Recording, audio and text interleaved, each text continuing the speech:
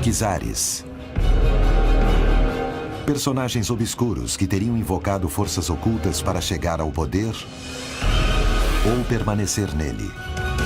A simbologia e o carisma político unidos aos poderes ocultos. Até que ponto é possível que em plenos séculos 20 e 21 isso seja real? O que se esconde por trás das histórias dos bruxos do poder que, desde as guerras de independência, estão presentes nos círculos mais conspícuos do poder político da América Latina? Até onde chegam realmente os poderes de praticar a bruxaria?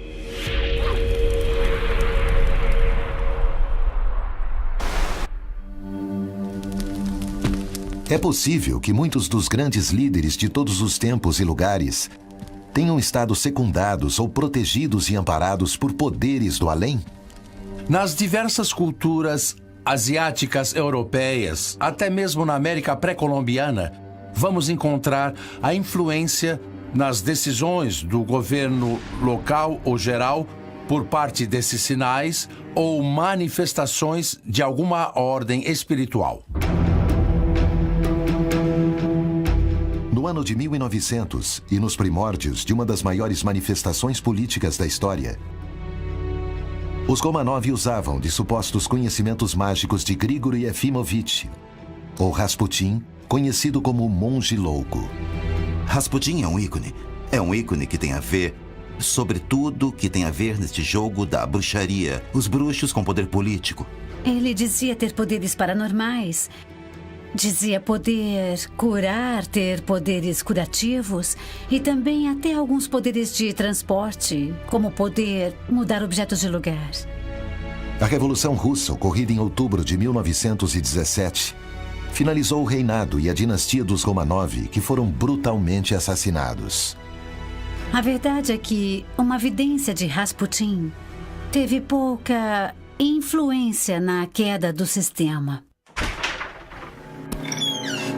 Em que pese a sua enorme capacidade de influência dentro da corte e o poder que muitos lhe atribuíam, o monge não terminou bem os seus dias. É claro que os atentados são permanentes e mesmo assim, na última etapa e com o último grande envenenamento, que é o que finalmente produz sua morte, ele deixa como esse último halo de ameaça que, com sua morte, o czarismo acaba. Quando, na realidade, o czarismo já se encontrava em franca decadência. E a morte de Rasputin foi algo que muita gente ao redor dos czares precisava que acontecesse.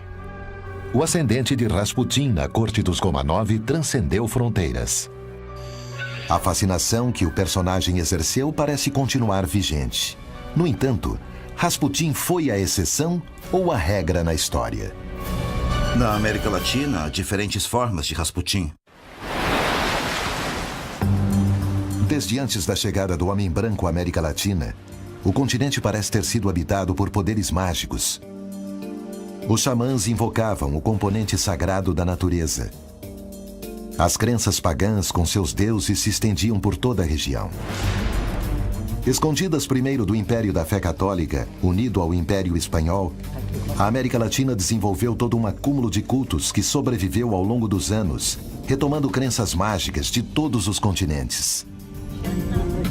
No caso da evangelização na América Latina, por parte dos conquistadores espanhóis, não era suficiente que fosse somente a espada, era necessária a cruz. Era necessário domar o espírito, convertê-lo e transformá-lo. Os cultos dos antigos, as lendas sobre a origem de cada montanha, de cada rio, os nomes dos lugares foram proibidos, negados, apagados. A igreja descarregou seus chicotes sobre todas por igual, mas não foi suficiente. Apesar da Inquisição, sobreviveu por muito tempo esse conceito da feitiçaria, do xamanismo. Todas essas questões que para a Igreja Católica são bruxaria, mas para as pessoas são uma forma de entender seu vínculo com o mundo. A bruxaria fincou raízes na espiritualidade americana e deu origem a novas religiões. Os cultos que os africanos trouxeram tiveram de ser adaptados, mas sobreviveram e agora estão em toda parte. O que aconteceu na América Latina? Um continente atravessado pela magia? As histórias dos bruxos são reais? A verdade é que isso é moeda corrente em nossos dias e também foi no passado. Em pleno século XXI, existem homens e mulheres de quem se suspeita que chegaram ao poder pela mão dos bruxos, pitonisas, profetas e adivinhadores. O povo da América Latina está hoje nas mãos de quem invoca e dialoga com os poderes do além? Desde a Revolução Mexicana, estamos falando que há um século, até a passagem do ano 2000, essa relação entre esoterismo, bruxaria, xamanismo, espiritismo e tudo mais era muito frequente com os políticos mexicanos.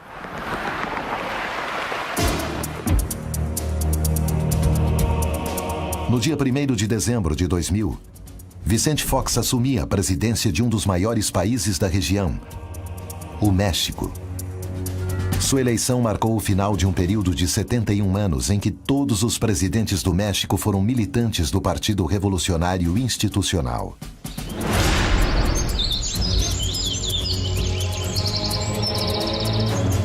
Vicente Fox passou seus primeiros anos no rancho San Cristóbal, na companhia de 8 irmãos. Em 1988, foi eleito deputado federal pelo estado de Guanajuato.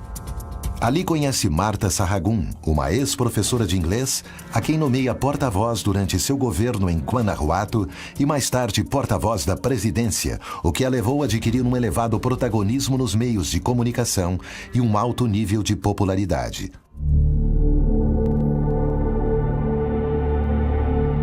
Desde um primeiro momento, a relação entre os dois esteve manchada pelos boatos que rodeavam Marta e seus familiares. Marta Sahagún, já desde Guanajuato, desde que era porta-voz, ela era propensa, digamos assim, a gostar de bruxaria. Já praticava certas coisas. Mas quando chega a Los Pinos, quando chega no ano 2000, faz-se amiga de Gordillo. Então sua relação já não é somente uma relação de poder, mas também é uma relação muito estreita, esotérica. Que evidências motivaram esses boatos? O que se esconde por trás dessas versões? Ela tinha um grande projeto pessoal. E seu projeto era ser a primeira presidente do México. Bruxos e o poder.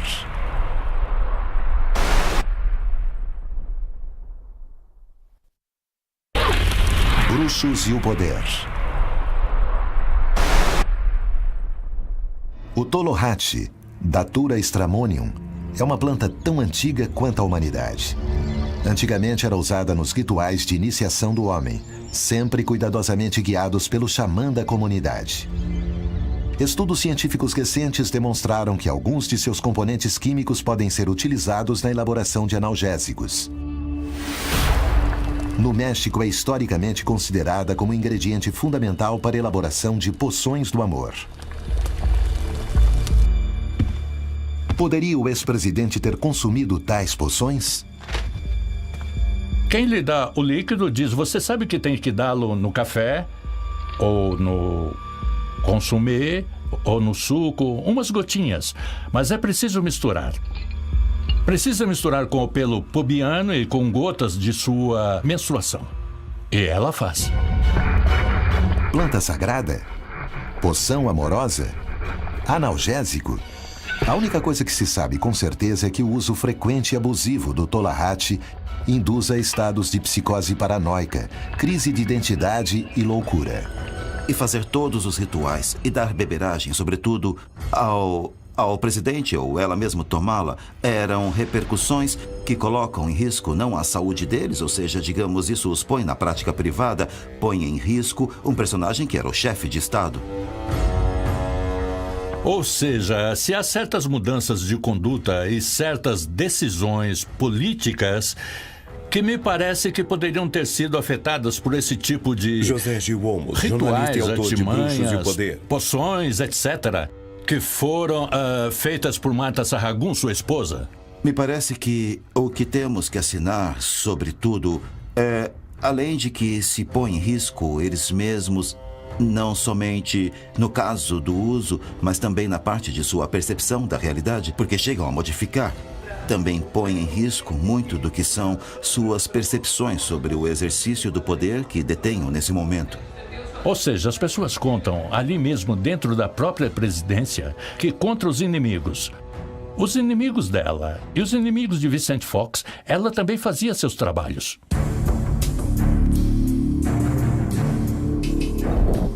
Faziam fotos. E essas fotos, depois... dizem, eu não vi, mas as pessoas contam diretamente que punham em uma tarântula, uma aranha. As espetavam e depois as queimavam. Até onde poderia ter chegado a ambição de sua mulher? Como é possível que ninguém próximo ao presidente tenha notado isso? O assunto é que, quando o Estado-Maior Presidencial, que é parte do Exército Mexicano, criado desde 1936, 37, para o cuidado do presidente, para a saúde do presidente, perguntava a Marta Sahagún: senhora, o que é que está dando ao nosso presidente? Ela dizia de uma maneira muito picaresca. Dizia, são as vitaminas do presidente. Então aqui é quando alguém diz que isso já ultrapassou a parte íntima. Ou seja, isso pode ter sido um atentado contra a vida do presidente.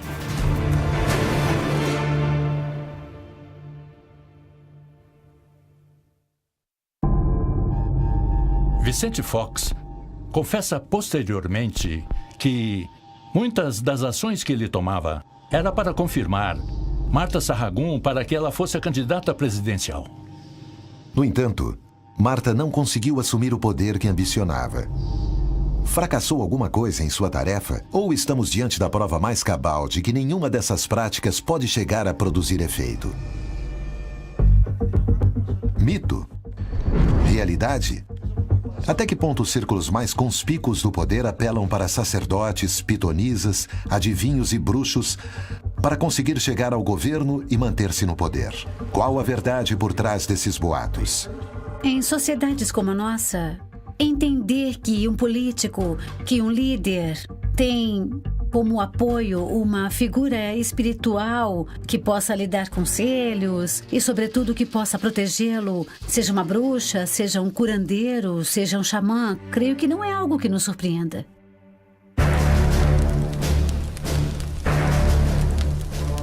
Personagens ocultos ligados ao poder se filtram nos governos de grande parte do planeta, mas poucos desses personagens chegaram ao limite de tentar exprimir a essência de um cadáver para que outra pessoa o absorvesse. No entanto, foi o que aconteceu na Argentina no início da década de 1970, segundo os depoimentos dos irmãos de Maria Eva de Perón, mais conhecida como Evita.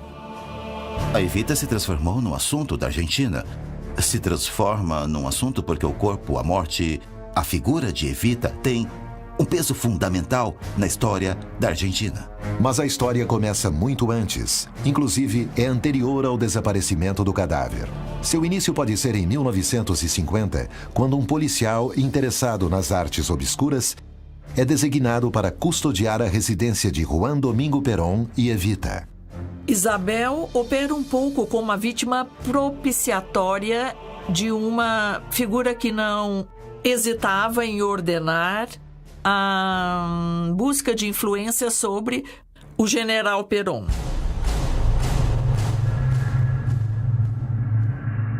José López Rega foi, de acordo com seu biógrafo, um menino introvertido e calado, com um profundo interesse em assuntos espirituais e religiosos. Foi membro da loja maçônica irregular Propaganda Dui, entre cujos membros também se encontrava o almirante Emílio Eduardo Macera, um dos comandantes militares que derrubou Isabel Perón. López Rega entrava pela primeira vez em contato com o poder político na Argentina. Segundo seus estudos esotéricos, ele estava destinado a algo importante. No entanto, deveriam passar mais 15 anos para que o obscuro policial começasse a se transformar no Rasputin da Argentina. Esse homem também tinha transações com o sobrenatural maléfico. Pouco tempo depois, o bruxo se mudaria para Madrid para trabalhar junto com Isabel em um plano esotérico para restituir o general Perón ao governo da Argentina. No entanto, um fato impensado faria com que todo o plano mudasse para sempre. Bruxos e o poder.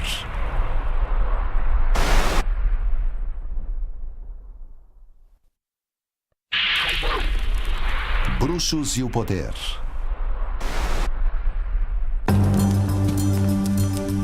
As histórias sobre bruxos e o poder não são novas.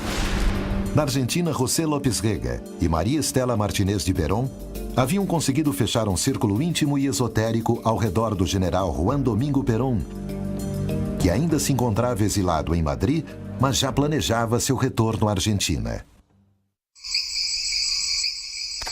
As intenções de López Rega mudaram quando, no dia 4 de setembro de 1971, o cadáver de Evita, que havia sido roubado após o golpe de Estado que Perón havia sofrido em 1955, foi restituído. O líder argentino decidiu mantê-lo no pavimento superior de sua residência. A partir deste momento, tanto Maria Estela quanto López Rega começariam uma relação particular com o corpo mumificado. Na América Latina, há diferentes formas de Rasputin. Sim, sabemos muito bem que a influência de López Rega sobre Isabelita era absolutamente total. E que em alguns momentos isso foi visto claramente, que até os discursos, o que tinha que dizer, quem ditava era López Rega. De maneira que podemos dizer menos visível, mas que isso efetivamente ocorreu. Evita havia sido uma das figuras femininas mais importantes da história da Argentina e seu carisma havia ultrapassado amplamente as fronteiras do país. López Rega considerava que sua protetora devia ter esse mesmo carisma quando regressasse à Argentina junto com Perón. Nesse caso, José López Rega, o que faz, sobretudo a partir do jogo de energias e o jogo dos espíritos que lhe dão a força e que o corpo de Evita, que é o Vox Populi, embora não tenha sido totalmente comprovado que seja uma manipulação tão direta, que é transmitir a legitimidade, a força de Evita, desse corpo inerte, a Isabel Perón. Ao chegar ao conhecimento de Perón, os rituais foram suspensos. A verdade é que, morto o general e o governo errático levado a cabo por sua viúva e seu obscuro conselheiro, desencadeou um golpe militar que se transformou na ditadura mais sangrenta que se conheceu na América do Sul. Na realidade, os malefícios de López Rega são menos pela bruxaria que pelas ações monstruosas e criminais que causou. Evita continua sendo invocada. Quem a invoca é Isabelita Perón. Menem a invocou. Ela continua sendo invocada agora pela presidenta Cristina Kirchner. E ela continua sendo invocada para propósitos diferentes. Mas a figura está ali. As histórias sobre os bruxos do poder causam fascinação e temor ao mesmo tempo, despertando o receio das ciências e da sociedade civil. Os homens poderosos estão dispostos a tudo com o objetivo de se manter nas esferas mais altas? Há uma lei de correspondência. Se o que esse governante procura é realizar, por meio do poder, uma obra social positiva, encontrará forças e energia que o acompanhem nessa direção. Se o que ele busca é a ambição, é o controle, o domínio, a expansão, também encontrará forças e energia que irão nessa direção.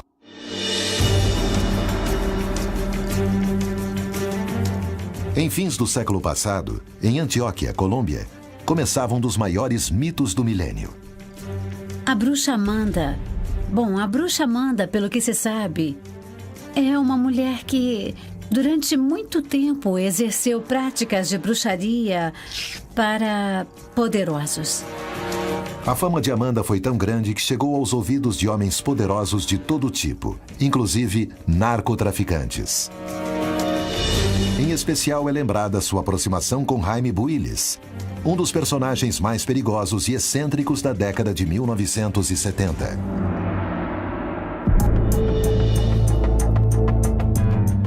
A influência de Amanda era cada vez mais notória sobre a vida política da região. Porque os narcotraficantes eram camponeses. E não podiam pedir à Virgem Maria que, por favor, esse ano não cheguem os soldados que vão matá-los. Que, por favor, esse ano tenha um bom cultivo de papoula ou maconha. Não se pede isso a Jesus, não é? Então eles devem pedir a outra pessoa.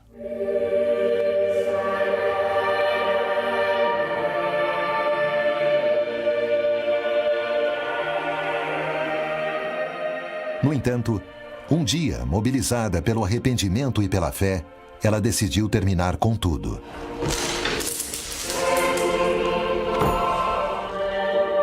Quando ela volta a entrar em contato com a fé católica e volta a frequentar a igreja, ela se limpa do mundo anterior do qual fazia parte e retoma um caminho de purificação, deixando esta vida para trás.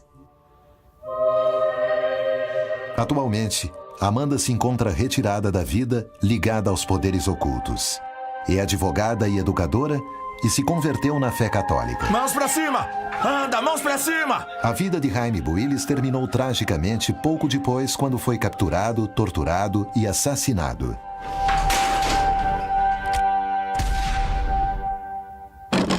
Abra logo essa porta! Há 600 anos, a caça às bruxas tem sido associada com perseguições políticas e o desprestígio de inimigos. Os libertadores da América, os líderes da América, desde Bolívar a San Martín e desde O'Higgins e Artigas até mesmo Benito Juárez ou José Martí, todos esses líderes políticos eram favoráveis ao pensamento liberal. De alguma maneira enfrentavam o poder da Igreja Católica na América, foram promotores do Estado laico, da separação da Igreja e do Estado. A Inquisição atuou de frente a eles e contra eles, e de alguma maneira todos esses líderes tiveram que enfrentar os inquisidores e trataram de colocá-los em seu lugar. Pois os bruxos e as bruxas não eram outra coisa mais que o antecedente direto dos cientistas. Bruxos e bruxas faziam experiências com a natureza. Os exorcismos e as lutas contra os bruxos não são uma coisa nova. Desde sempre, o poder instaurou o teor às suas artes e à sua figura. Eles passaram de privilegiados nas antigas civilizações para perseguidos durante a Inquisição. A bruxaria, o conceito de bruxaria ligado à parte demoníaca, surge com a Igreja Católica. Mas a bruxaria inclui feitiçaria e a feitiçaria não tem nada dessa parte curativa. As forças adivinhatórias, o entender para onde vamos, qual é a minha transcendência, tem a ver com a parte mágica, como me comunico. Tudo isso foi considerado como uma única coisa e disseram que está ligado com o diabo.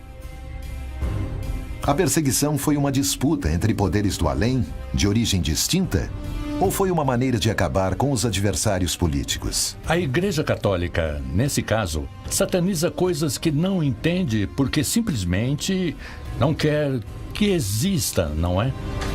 A perseguição começou contra o povo judeu e populações inteiras foram arrasadas. Mas rapidamente, a ira encontrou novas vítimas. Cada vez que aparecia uma pessoa, geralmente eram mulheres, que manifestava ter algum tipo de faculdade especial, porque entrava em estado de transe ou de êxtase e se manifestavam entidades diversas. Ali, a Inquisição, de forma genérica, chamou a isso bruxaria. E na Inquisição, durante o processo de Inquisição, 85% dos julgamentos foram contra mulheres. A pergunta é, por que as mulheres?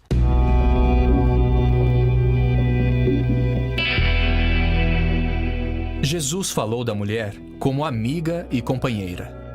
Mas se observarmos bem a história, a Igreja não se importou em montar todo esse conto da Inquisição e colocar no centro a mulher. Podemos falar das mulheres como a construção do arquétipo da bruxa, essa mulher que se translada desde a Europa à América e que, com ela, translada sua língua, seu modo de falar, sua alimentação, sua comida e também suas práticas de crenças religiosas e metafísicas.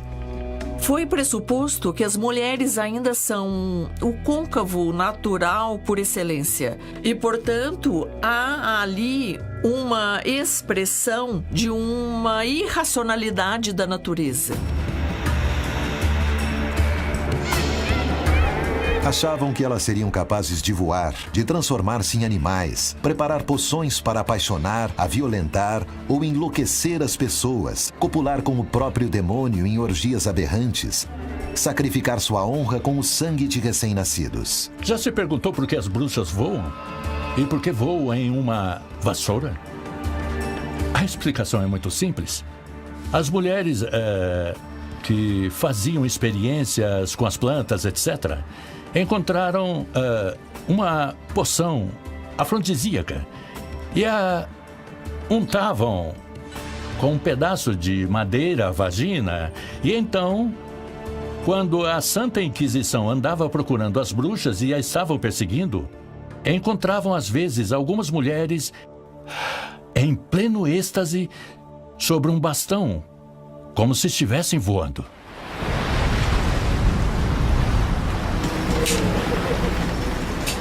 No entanto, por trás da motivação supersticiosa que houve na caça às bruxas da Inquisição, historiadores mais recentes acreditam ver uma motivação política que teria desencadeado essa caça. Na história dos povos originários, não deixou de haver perseguições em torno das divindades que podem estar contrapostas ou ao que se pode chamar de dons, que tem algumas figuras regentes.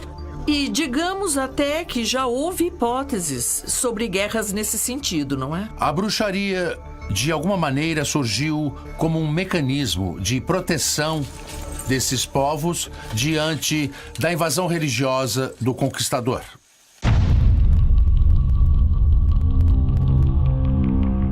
As acusações de bruxaria parecem ter sido utilizadas para desestabilizar líderes políticos sem importar sua ideologia. É possível que isso ainda esteja acontecendo?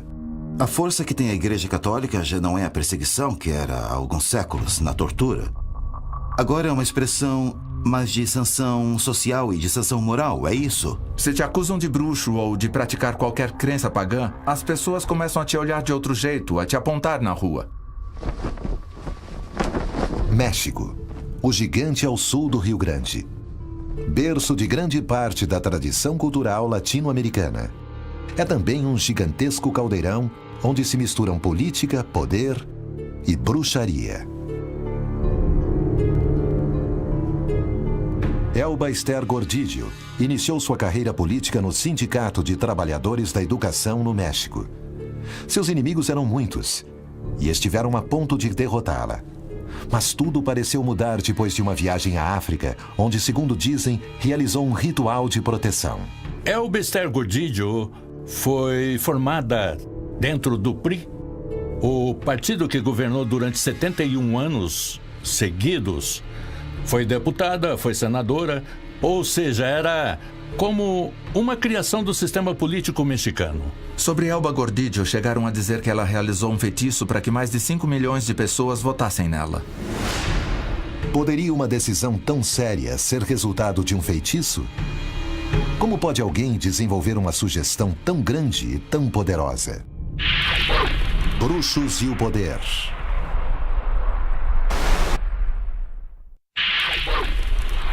Bruxos e o poder.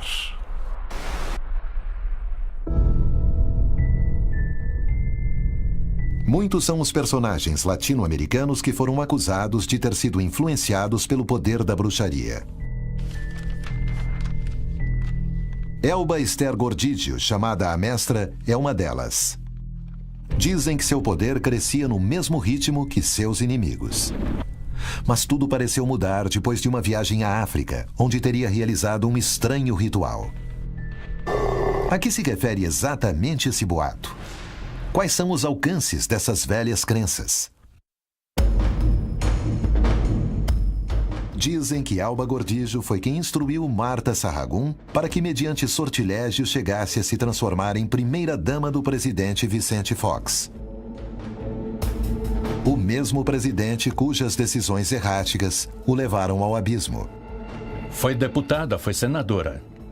Ou seja, era como uma criação do sistema político mexicano de parte do PRI. E quando chega Vicente Fox, que era de outro partido, ela é a mais beneficiada. A mesma Elba Esther Gordillo, que foi para a cadeia acusada de malversar fundos públicos para o seu bem-estar. Quando Ernesto Zedillo vence, ele dá uma ordem, que se comece a investigar Elba Esther Gordillo. Então ela fala com seus assessores espirituais, ou seja, com seus bruxos. E aí é quando lhe fazem uma recomendação, pois esse trabalho é muito difícil que se faça no México. Então nós recomendamos uma viagem para o exterior. O caso de Elba Esther de ir até a Nigéria e praticar um ritual, um sacrifício de um animal, nesse caso um leão, para que tivesse a força, tem a ver com o que se convencionou chamar de santeria. Era como um intercâmbio. Sacrifico o animal, deposito tudo que tenha ofendido as divindades e elas me devolvem uma nova força através desse animal. Na África dizem a ela que vão fazer um trabalho de proteção, mas que ela deve pagar com a morte de um ser próximo. Ela não se importa e aceita.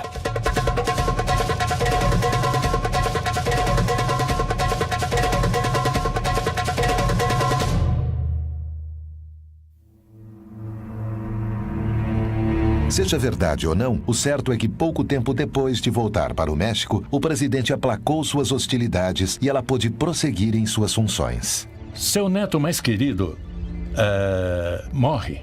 Morre de uma maneira trágica. Uns dizem que ele se enrola na roupa e se asfixia. E outros que estavam brincando com o elevador e o elevador se fecha e corta sua cabeça.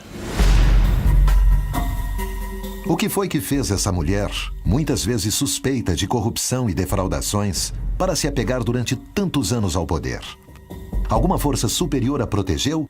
Ou tratou-se apenas de uma boa administração política? Acredito que em algum momento ela também chegou a pensar que podia ser a primeira mulher presidente do México.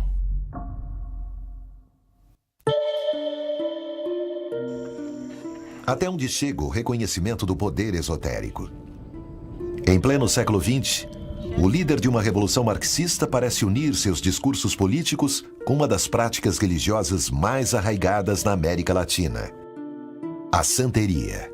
O regime cubano combateu duramente, em primeiro lugar, a Igreja Católica.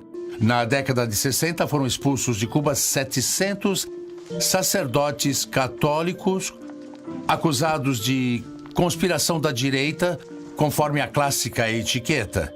Em seguida, foram fechadas as lojas maçônicas. O que, no entanto, continuou em pé foram as sociedades ou grupos de santeria. Podem o marxismo e a bruxaria conviver em uma mesma pessoa? A santeria foi originada na África e, para o regime cubano, é uma expressão autóctone, já que a burguesia europeia produziu essas correntes espiritualistas que em Cuba se chamam diversionistas. Em Cuba, criaram o termo diversionismo ideológico. E, ao contrário, a santeria é considerada uma manifestação não da burguesia, mas do povo humilde, dos excluídos. É como a religião dos escravos e, portanto, na visão marxista, é totalmente protegida. Cada comunidade negra, cada comunidade de escravos tratou de se manter e tratou os congoleses e os senegaleses. Cada um manteve suas práticas como pôde e tratou de manter-se mesmo vivendo e trabalhando como escravos nas casas coloniais. Mesmo assim, muitos mantinham suas práticas no famoso segundo pátio, na Casa dos Fundos. Aí se observa muito bem essa ideia de que, sem importar a parte ideológica, se você é marxista, leninista, ou se é cristão, católico, etc., e faz parte essa crença de uma necessidade de seguridade e confiança. Mas exatamente um exercício de consulta por parte de Fidel aos babalaôs não tem registro fotográfico. No entanto, há livros que falam disso e há uma espécie de opinião pública na qual se afirma que o regime cubano não dá um passo sem se consultar com santeiros.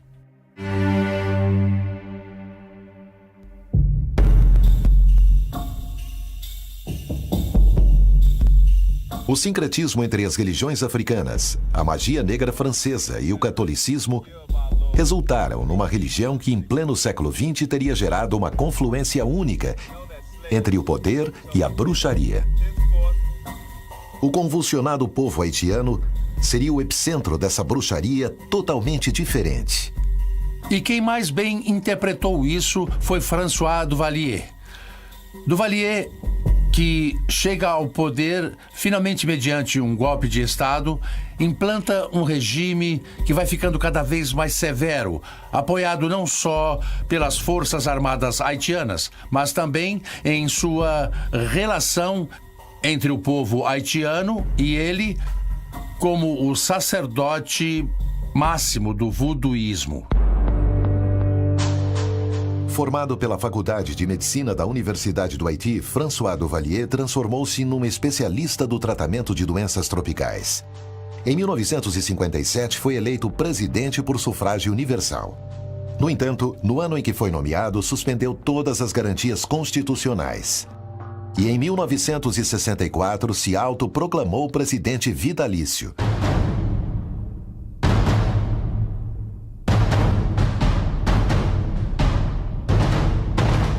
Mas será que os zumbis existem realmente? Ele os utilizou para se manter no poder? O zumbi, por definição, é um morto-vivo. Quer dizer, é uma pessoa que é dada por morta, mas que ressuscita. Também diria o voodoo. Ou os zumbis, por exemplo, no Haiti. Os zumbis existem e isso já foi demonstrado com a parte química, com a parte do peixe-boi que se chega a consumir essa toxina. Sim, que pode ser lida como uma parte de bruxaria, como de feitiço, mas também pode se entender de outro jeito. É real, sim, é real. A explicação pode ser diversa. E as pessoas acreditam. E o seu ressuscitador, o sacerdote de voodoo que o devolve à vida, por definição, se converte em seu amo e ele em seu escravo.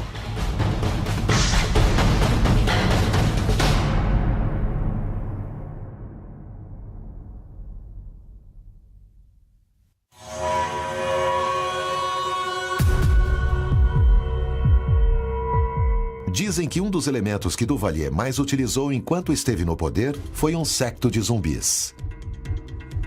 Os Tonton Macoutes eram homens altos, negros, musculosos, todos vestidos de negro e com óculos escuros 24 horas por dia. De dia ou de noite, eles agiam assim e eram então da polícia secreta. Mas, ao mesmo tempo, eram os agentes dos espíritos do voodoo. Graças a isso, Duvalier morreu no poder.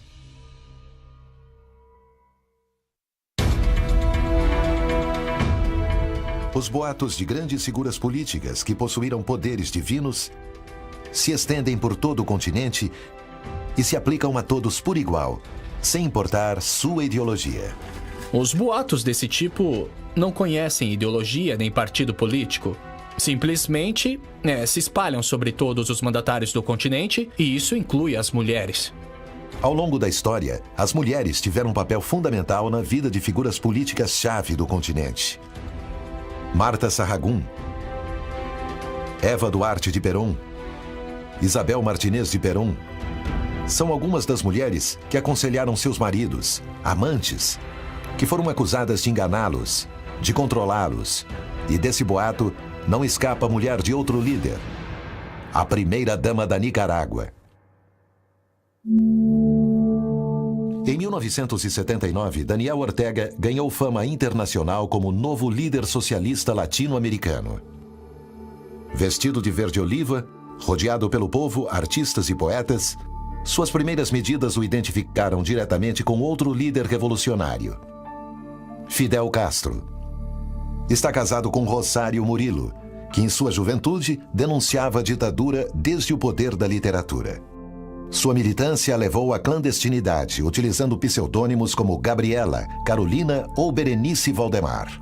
Na realidade, o caso de Ortega e da que conhecemos como a bruxa Chayo não é mais que uma representação a mais da ligação do poder com os fenômenos que consideramos paranormais. Sobre a figura da primeira-dama da Nicarágua, recairia a acusação de ter trocado a integridade de sua filha pelo domínio que ostenta sobre Ortega, seu partido e o governo. Bruxos e o poder.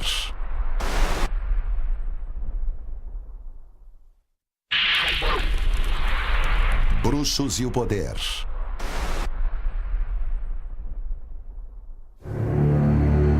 Até que ponto é possível que a bruxaria e a política se relacionem para tomar decisões que afetam milhões de pessoas? Quem se beneficiaria com isso? Em 1979, Daniel Ortega e Rosário Murillo chegaram ao poder na Nicarágua e dizem que nenhuma de suas decisões são tomadas a esmo.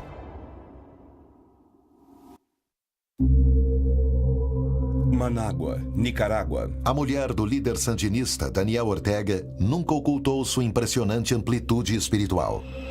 Rosário é uma pessoa politicamente muito poderosa, intelectualmente muito informada. É uma mulher com certas características até de delicadeza intelectual. Dizem que ela é o poder por trás do trono de Daniel Ortega. E sendo o poder por trás do trono nessa ideia da bruxa como a manipuladora, a executora, a que controla os fios do poder, se autodenomina bruxa.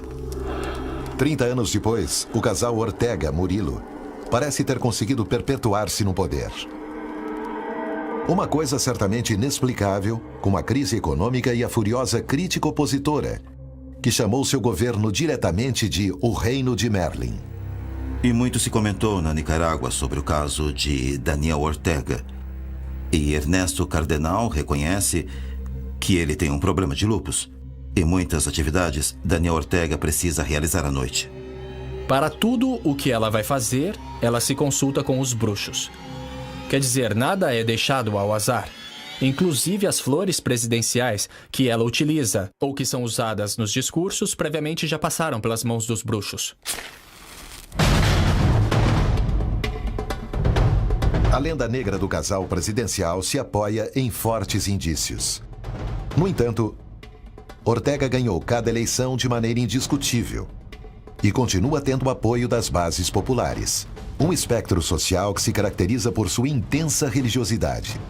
Portanto, eu diria que combina com o arquétipo perfeito da construção da imagem da bruxa.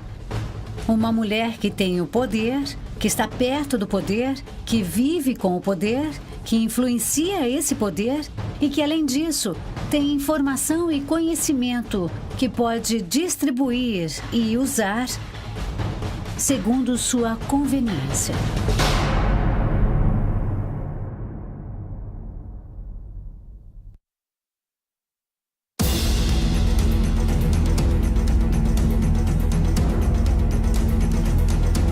Porque, apesar de tudo, os poderosos se rendem diante do poder de seus bruxos. Em primeiro lugar, o medo. O medo de tratar de enfrentar o mundo. Segundo, de solucionar um problema. Ou terceiro, de tratar de se orientar no mundo de alguma maneira, o que faz a magia, a feitiçaria. Tudo isso que se engloba na bruxaria é ter um poder e é ter um controle. Todos nós, em algum momento, já ouvimos falar de algo, ou de alguém, ou de alguma história, ou de algum antecedente, ou de algum ritual para sanar, para curar, para pedir. Trata-se de sentimentos tão humanos como o medo e a insegurança? Ou é a ambição desmesurada por tomar posse daquilo que o outro possui? O poderoso pode pedir tudo o que quiser, mas na realidade, o verdadeiro poder quem tem é o bruxo. Isso é o que a maioria das pessoas não entende. Quem governa realmente a América Latina? Olha, eu não sei se existem ou não as bruxas e os bruxos, mas que existe alguma coisa, existe.